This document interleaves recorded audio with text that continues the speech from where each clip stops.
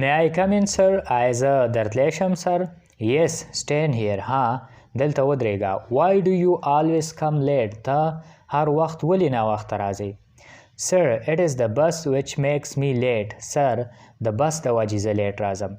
What time do you leave home? ته کور نه څه ټیم را روانېږي؟ ته د کور نه څه ټیم را روانېږي؟ What time do you leave home? I always leave home at 7:45. زه همیشه د کور نه پاوکم 8 بجې را روانېږم. I always leave home at 7:45. How far is your home from here? ستا کور د دې ځای نه څومره لرې دی؟ How far is your home from here? It is about 3 kilometers from here. هغه تقریبا 3 کیلومتره د دې ځای نه لرې دی. It is about 3 kilometers from here. That is why you get late. د دې وجې ته ناوخته راځي. You leave your home very late. ځکه چې ته خپل کور نه ډېر ناوخته را روانېږي. Sir, I take my breakfast at 7:30 a.m. Sir, زه د سهار ناشته په 9:30 بجې کوم. What time do you get up? نو ته څه ټیم پاسې؟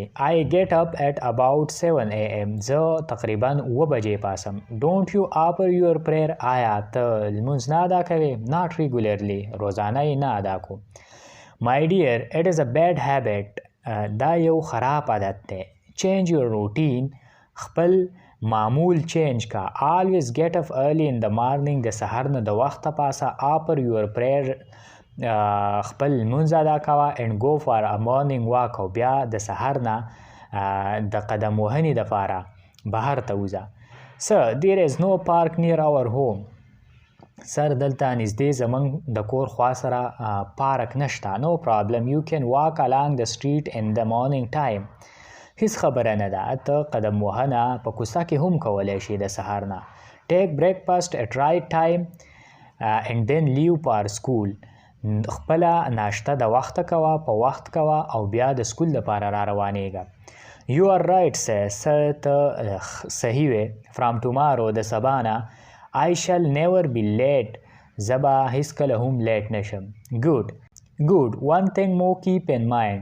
یو بل څیز هم په ذهن کې کېنوه. Regularity and punctuality conquer the mountains. چې د وخت پابندي او روزانه کار کول غرونه هم فتح کولی شي. Thank you very much for your good advice. ډېره زیاته مننه د ښې مشورې راکولو. Can I sit now, sir? آیا زه کېناستی شم اوس؟ Yes, of course. ها ته کېناستی شي.